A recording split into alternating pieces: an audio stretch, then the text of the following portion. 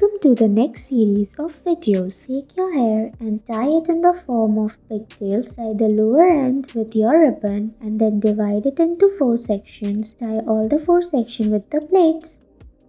Divide your hair in 3 sections. Tie it with a ribbony bow. Your favorite ribbon bow will work. Then do pigtails along with that ribbony bow. Roll it and decorate it just like this.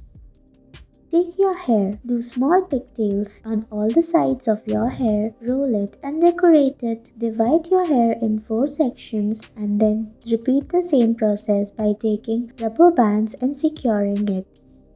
Tie your hair in the form of ponytail. Take your favorite ribbon and then tie plaits along with that ribbon. Then it should look like this and roll it, crisscross it just like this.